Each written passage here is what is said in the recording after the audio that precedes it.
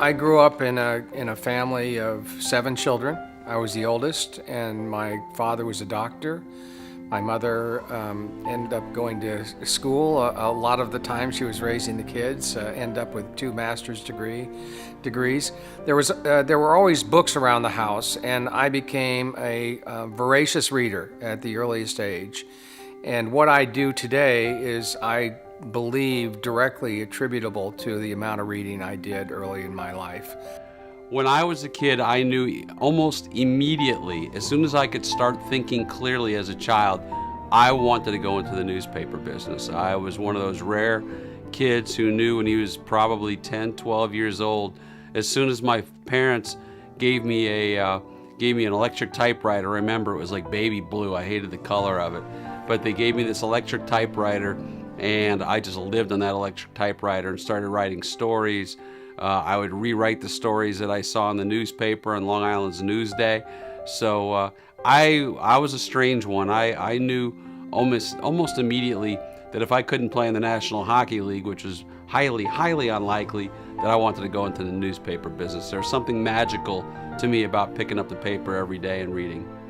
I actually, at a young age, really had a great affinity for art.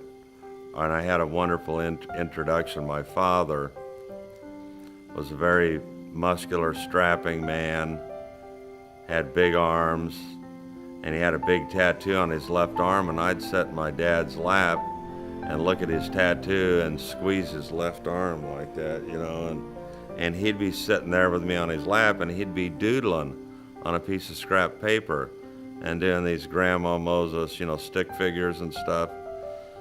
And then he'd tell me what it was, and then I could see what it was, but I thought it was really cool. And I think the connection is, the father-son thing is, if the father and son have a relationship, and a good relationship, the son emulates what the father does.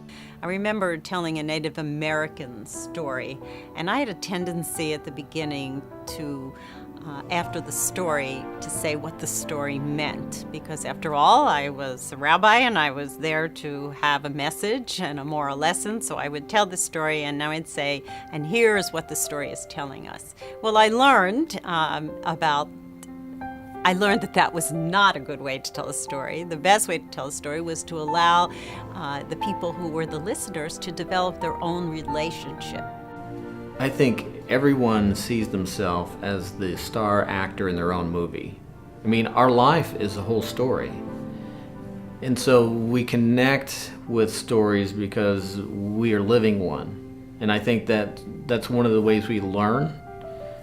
Sometimes stories can reveal something to us that we hadn't considered, that we can apply to our own story of our own life.